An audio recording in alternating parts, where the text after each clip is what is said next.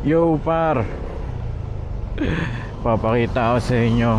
Meron tayong bagong meron akong bagong accessories na nabili dito sa aking Honda Click 160. Ito giging dagdag forma para sa ating mga naka Honda Click 160. Hanap lang tayo ng maganda-gandang pagpepwestuhan, pagvavlogan na makikita nyo yung itsura.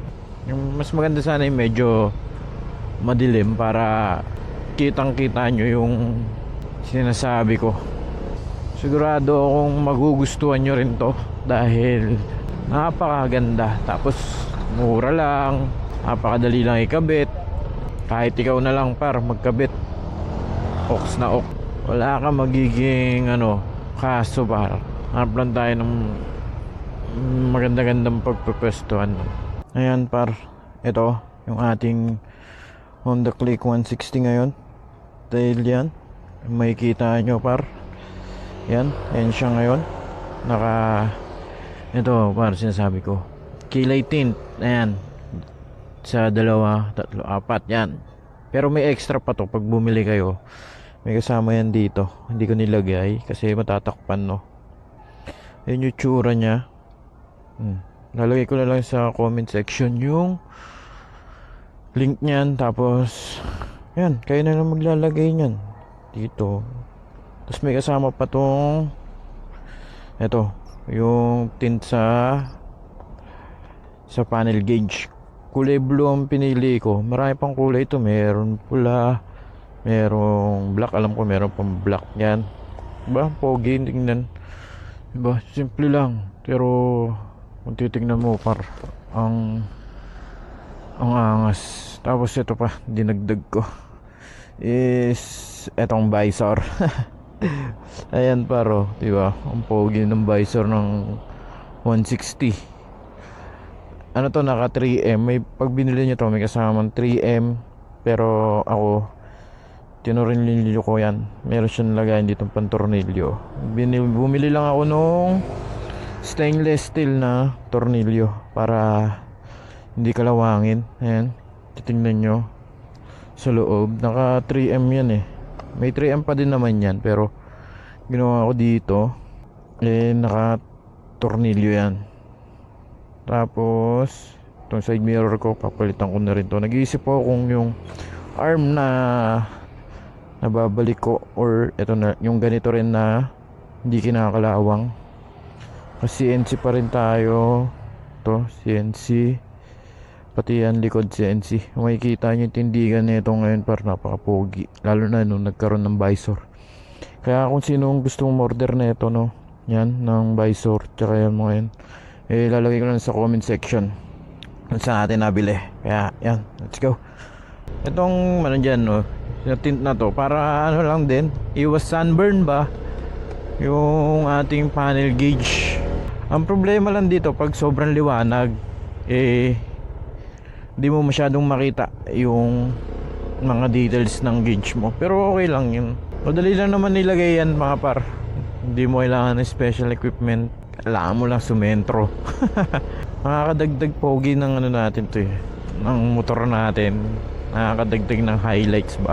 Baga, parang nagkaroon ng buhay yung motor natin. Nagkaroon siya ng parang sa drawing, pag nilagyan mo ng napaka-plain ng drawing kapag walang mga shadow, walang mga details.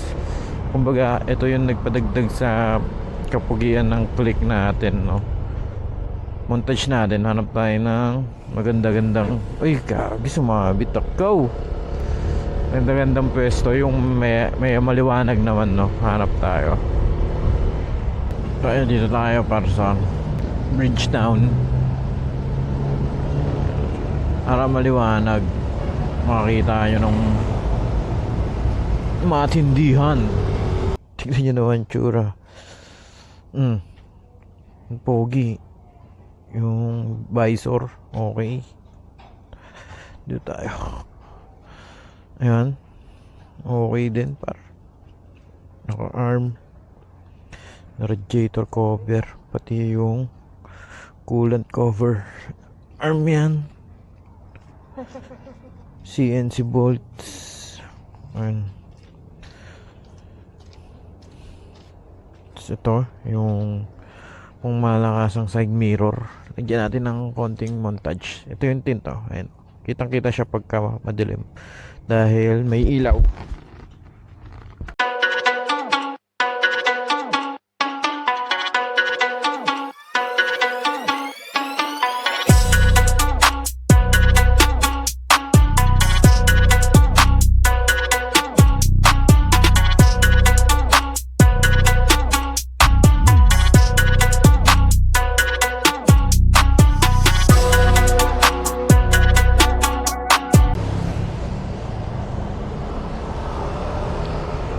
Par, sa mga gustong bumili ng mga nilagay ko dito, yung K-light tint, yung visor, lahat yan lalagay ko sa description dyan sa baba o kaya sa comment section. Hanapin nyo na lang, par.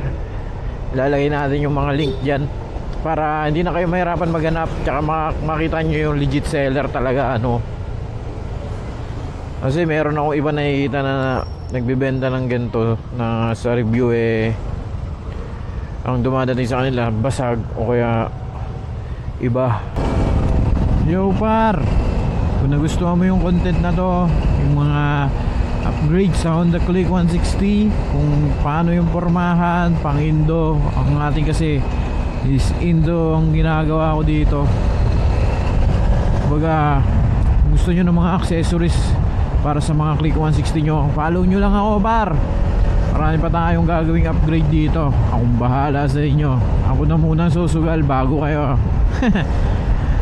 Tayo muna yung bibili. Tayo yung magdi-release para sa inyo na mapapabili nyo na lang agad, no? Para sure na rin kayo at di masayang yung pera nyo. Baga ako na yung sakripisyo nyo.